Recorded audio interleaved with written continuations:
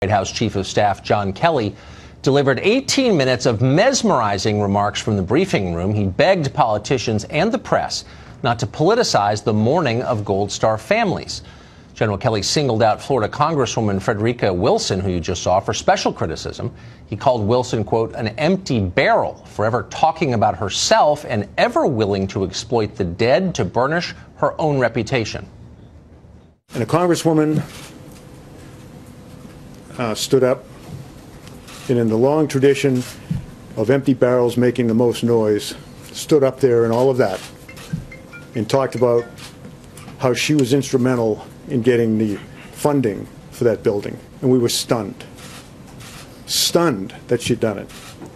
Even for someone that is that empty a barrel, we were stunned. So how did the Congresswoman respond? Well, chastened by this criticism from a man who has given his life and lost a son in the service of this country, Congresswoman Wilson apologized for her demagoguery, pledging that from now on she'll stick to fighting the president over disagreements about policy.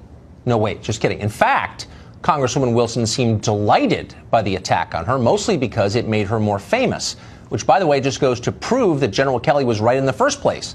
The Congresswoman is now bragging with characteristic immodesty. She's become a rock star. You mean to tell me that I have become so important that the White House is following me and my words? This is amazing. That's amazing. That is absolutely phenomenal. I have to tell my kids that I'm a rock star now. 24 hours later, there's still no evidence that Congresswoman Wilson listened to or thought about anything General Kelly actually said, much less learned from it. Instead, and you'll be shocked by the creativity here, she now dismisses General Kelly as a racist. Keep in mind that General Kelly said not a single word about race because race was entirely irrelevant to what he was talking about. Doesn't matter. He's a bigot, says Congresswoman Wilson. How exactly does she know that? Well, because the phrase empty barrel, a term she concedes she's never heard before, is, according to Congresswoman Frederica Wilson of Florida, a racist slur. Empty barrels make the most noise. And he was using that, he was likening that to you.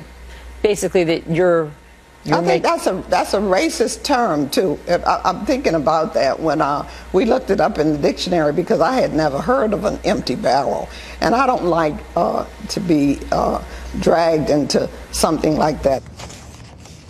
Looked it up in the dictionary. That definition isn't there, by the way. What you're looking at, though, is another disgraced politician alleging yet more fake bias crimes to hide her own failures. You'd think Democrats would be embarrassed by this routine by now. It's tired and absurd, not to mention divisive and dumb. Who's not sick of it at this point? But nope, Democrats still willing to defend it because, whatever it takes.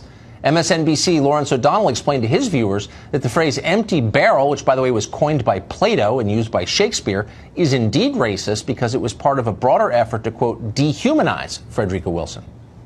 John Kelly never sat beside a student like Frederica Wilson in his elementary school.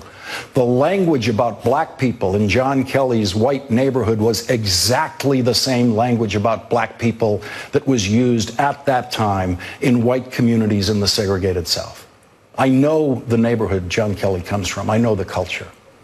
It was a neighborhood in which calling someone who looked like Frederica Wilson an empty barrel was the kindest thing that would have been said about her. Do you know what wasn't sacred when he was a kid growing up, where he was growing up? Black women. He took time, a lot of extra time, to call a black woman who he doesn't know and he doesn't like an empty barrel. Unbelievable. MSNBC's Joy Reid, never one for subtlety, went even farther than that. She attacked General Kelly's entire childhood as racist. Quote, Kelly grew up in segregated Boston, she tweeted, in an Irish Catholic neighborhood where women were bullied, not honored, and blacks scorned and rejected. Because really, there's nothing like using growth ethnic stereotypes when you're fighting for racial justice, as she says she is.